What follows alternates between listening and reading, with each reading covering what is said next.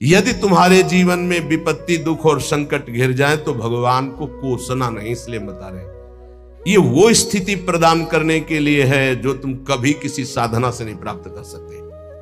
दुखान्य और सुखान्य, जब दुख आए तो जान लेना कि सच्चे सुख की प्राप्ति का अवसर आ गया है।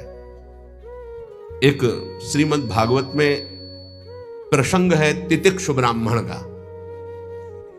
उसने कभी भी धर्म नहीं किया था, जीवन भर धन कमाया, परिवार का खूब विस्तार था, कंजूस स्वभाव का था, खूब पैसा एकत्रित करता, परिवार को भी नहीं सुख सुविधाएं देता, ना स्वयं लेता। जब हम धर्म नहीं करते हैं तो एकत्रित किया हुआ धन विविध प्रकार से नष्ट हो जाता है। इसलिए बुद्धिमान वही है जो अपने धन का सदुपयोग कर ले। जमा करना केवल उसका लक्ष्य नहीं, उसका सदुपयोग होना। धन्य है जिन्होंने धन का सदुपयोग कर लिया। उसने सदुपयोग भी नहीं किया, ना तो शरीर में, ना देवी संपदा की प्राप्ति में, ना किसी धर्म में। अचानक आग लग गई, धन नष्ट हो गया। परिवार वाले वैसे ही घृणा करते थे क्योंकि सुख सुविधा साफ छोड़ दिए, उसे निकाल दिए घर से। संपत्ति का नाश, कोई मित्र नहीं, कोई व्यवहारी नहीं। बड़ी अद्भुत घटना श्री कृष्णचंद्र जी उद्धव जी को सुना रहे।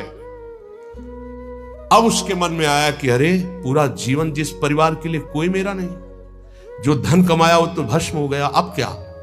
शरीर तो वृद्ध है, अब क्या? तो हाथ उठाया और कहा, हे भगवान, अगर मेरी आयु अब कुछ भी है तो आज से मैं संकल्प लेता हूं मेरा जीवन आपके लिए। और इतना बड़ा महात्मा हुआ कि भगवान उसका यश गा रहे, पर देख लो उसके लोग उसको थूकते, पीटते, मारते, उसको सह करके वो ऐसा ब्रह्म ऋषि बना कि भागवत में उसकी चर्चा है। दुख भगवान की प्राप्ति निश्चित करा देता है यदि आप उबे ना तो। श्री स्वामी ओंकारानंद सरस्वती जी महाराज कह रहे थे, मेरे अंदर कोई भजन की कभी वृत्ति नहीं थी। मैं एक कपड़े का व्यापारी, नई अवस्था, आसपास कपड़े की दुकान थी, मेरी दुकान ज्यादा चलती थी। उन लोगों ने हमसे द्वेष कर लिया और रास्ते में घेर करके हमें बहुत मारा, जूतों से, थप्पड़ से, खून खच्चर कर दिया।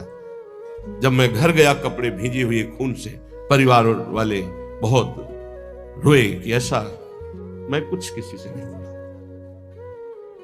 सह गया। पर उन लोगों में एक था बहुत ही दुष्ट, उसने 2-3 दिन बाद फिर अकेले मुझे मारा। तब मेरे दिमाग में आया कि कब तक पीटता रहूंगा, अब इसको मैं मारूंगा। तो व्यापारी था ही, मैंने करोली खरीदी।